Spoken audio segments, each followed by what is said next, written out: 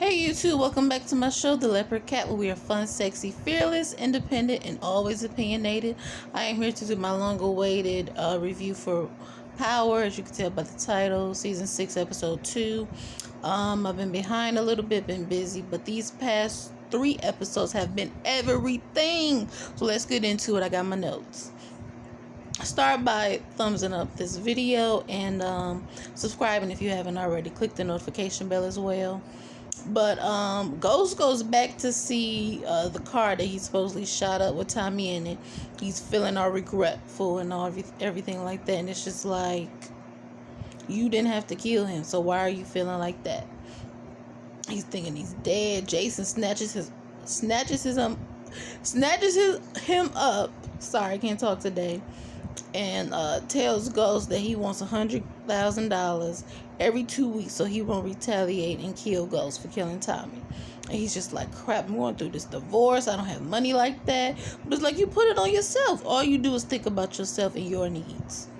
So Tommy is getting out of a Uber car because, his car got shot up. He's calling Tariq.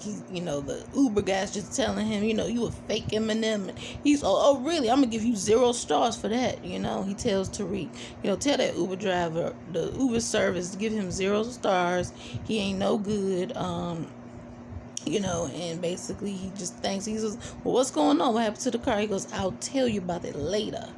But he finds out when Ghost goes to see him. Ghost gets all sad and tells had to ice Tommy, I had to kill him. And Tariq is thinking, Tommy dead, but I just talked to him today. He said, so why'd you kill him? He was just like, I don't know, man. He was trying to kill me when he killed Angela. He was like, why? He was just like, I don't know, man. People just turn on him. Didn't tell him the truth. But at the end, he talks to Tommy. He's just like, Ghost thinks you're dead. He's like, yeah. Ghost, he thinks I'm dead. I killed Angela trying to kill him, but he did something so despicable to me, had me kill my father. I had to do what I had to do. He was just like, you ain't mad enough. He was like, no. He was like, if you do have to kill Ghost, he said, just run it by me first. Basically saying, I'm cool either way. And I was just like, dang. So Tariq is still selling drugs at the darn school. His white roommate brings somebody directly to him. It's just like, this the guy you get the drugs from. He's just like, Tariq, like, I don't know what you're talking about. Like, you tell them that they got to come through you. They don't come to me directly. What type of message they trying to get me caught, put out of school or something? But at the end of the episode, I know I'm jumping around all over the place, but it's this girl who, ends up wanting to meet Tariq because she knows it's a black kid behind the mask. She's like, I want to speak to him directly. Tell him he got to come see me in my dorm room, and he goes to seeing this a black girl, and she just like, you trying to mess it up for everybody. Only a few black people here. We trying to learn, get our education, and you over here trying to sell drugs you don't need to. Like, what's wrong with you? And he was just like, you know it's hard out here. You probably got a broken phone. You probably barely able to afford clothes and stuff.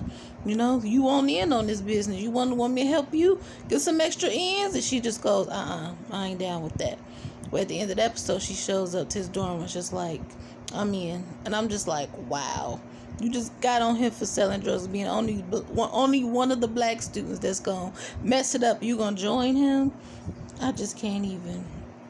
Ghost goes to see his lawyer, Joe, in order to have an alibi, and he basically just tells him, I don't feel sorry for you. You killed Tommy. I'll sleep better knowing he's not, going to come and try to kill me. But, you got to stay away from Angela's funeral. Can't go there. Of course, Ghost has to go anyway, Love of his life has died. He has to go pay his condolences. And he was just like, you got to at least bring Tasha so that you'll at least appear as a married family man. He was just like, I'm going through a divorce. That's not even an option. He's just like, oh, my God, really? Knock on the door, and it's Joe Proctor getting summoned to come to court because his wife wants to take custody of his daughter. He's just like, oh my God. He's like, are you sure you want to get through this divorce, Ghost? Are you sure? Tommy tells the crew that he's supposed to be dead and that they need to continue to move the weight and the drugs, and they bickering over some petty mess. He's just like, hey, what did I say? I'm dead. Just continue to move the weight and do the drugs. Don't tell nobody I'm still alive. I'm supposed to be dead. It is what it is. The cops go to see Tasha and they ask her about the last time, she saw Terry, and of course she tells them nothing. Rodriguez, sees her on the street after she meets up with Angela's sister, and she just goes, "It's funny how you said you didn't talk to Terry or nothing, but I checked both of your phones and the showed that you guys were near that garage." She was just like, "Okay, we saw each other then." He was like, "Well, why didn't you just tell me that?" She was just like, "Well, we were having sex, and I'm a married woman, and I didn't want to divulge all of that." She goes, "Oh," she said, "Well, I saw him then. He was fine when I left. And it is what it is." And she just goes, "Would you know anybody who would want to hurt Terry?" And she just gives a look like. But then you see her go to Ghost, and she just goes, "Why did you kill Terry? Did you kill him?" And he just like, "Tasha, what are you doing here?" Like basically saying, he was like, "You killed the man that I love." Goes, "Oh please, you ain't love him. You ain't love him. You ain't love Sean. Please." And I was just like, he got his nerve. He got his nerve. I'm glad I'm not Tasha, because I would have been like, "Oh, and you loved Angela, the girl who sent you to prison for something you ain't even do. You almost got the death penalty for something you ain't even do. You loved her? Please." Like, I'm so glad I'm not Tasha. So, Joe Proctor's at his hearing, and, they go back and forth about it. And the judge is like, "You know what? I need to talk to the daughter. She's old enough to say where she wants to go." So they go back there, and she just looks at both her parents. Joe's like, "We shouldn't be here. We shouldn't make her choose like this." And she starts crying, but he goes to console her, not the mother. The mother's like, "Remember, we got her nails done and everything," but she just starts to cry. She doesn't even go near her daughter. It's the father who calms her down, and basically he just says, "Okay, fine. I'll agree to join custody. You can see your daughter, and we'll share custody." And I was just like, wow. Tasha and Ghost have their arbitration, and she tells him that she wants half of everything and accuses him of hiding his money secretly. And Ghost says, "You signed a prenup saying that you get nothing, and that if you initiate divorce, you get nothing. So I don't feel like I owe you anything." She was like, "Oh, really?" He said, "Well, I'm going back to green." She said, "I'm not playing no games with you. I'm playing hardball, and I want half, and we're willing to fight tooth and nail." And after the arbitration, she gets all up in his face and says, "I need the money for the kids." He goes, "I gave you money." He goes, "It's not enough. I got Tariq at Chope. I got Yasmin, who we finally get to see, who I'm trying to, continue to buy her clothes and stuff." And I'm just like, "Tasha, you want the lifestyle. Just keep it real." He just goes, and she tells him, "You never put your kids first." She was like, "Everything I do is for the kids." "Oh, really? Sleeping with Angela was for the kids too?" She was like, "God, you ain't past that yet." She goes like, "No, I'm not past it. How dare you?"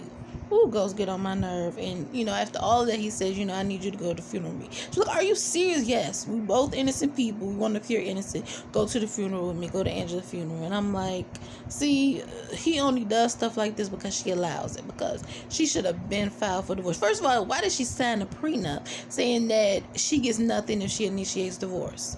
Like, they both had nothing getting married. Why would she sign that? That right there was just too much for me.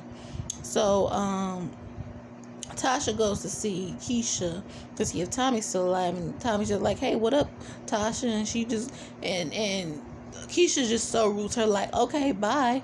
You seen he's here. You need to get out." She slams the door in her face, and even before that, she was freaking out thinking that it was the cops.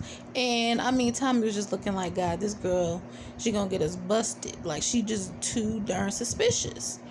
And anyway, slams the door in Tasha's face, and Tommy's like, "You ain't got to do her like that. That's your best friend." She was like, "Please, she only come around when she needs something.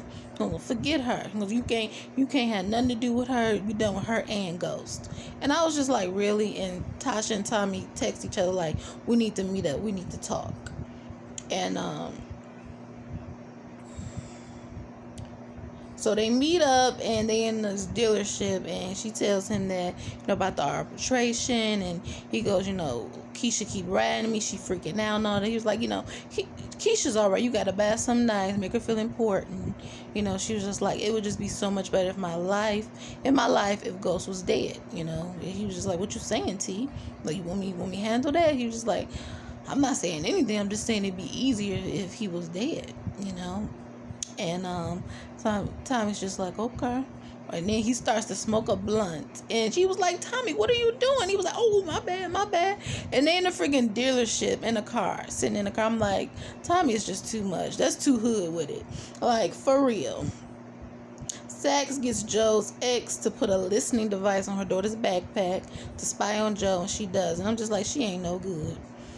And to Ghost, oh, I already talked about that. At the end of the episode, they go to Angela's funeral, and Ghost and Tasha end up showing up, and Sax has the nerve to toss, oh my god, the balls on this guy, Ghost. He's fucking OJ. And I was just like, wow, really? You guys just want Ghost so bad. And then the highlight of the freaking episode came when Tommy showed up. He showed up, and little Ghost went over to Angela's sister, told her, sorry for your condolences. I was like, he got the balls, because he killed Angela, paid for the funeral, because I believe he paid for it, and then went over there and told, her sister, sorry for your loss. And then goes dead in the air like, you thought I was dead? I'm still here, baby. And then Ghost had the nerve to look at Tasha like, did you know Tommy was still alive? She smirked and said, yep. And that was the end of the episode. I was like, oh God, this episode was crazy. It was so good though. Stay tuned. I will be doing episode 3. But please leave a comment below. Tell me what your favorite part was. I'm so over Ghost. Dre got to go. I'm still mad about my baby Julio getting killed because of Dre's. I'm not even going to go there. Not even going to give a lot of energy. But Dre got to go. And I hope you like this video. Thumbs it up. Leave a comment below and subscribe if you haven't already. And I'll see you in my next one.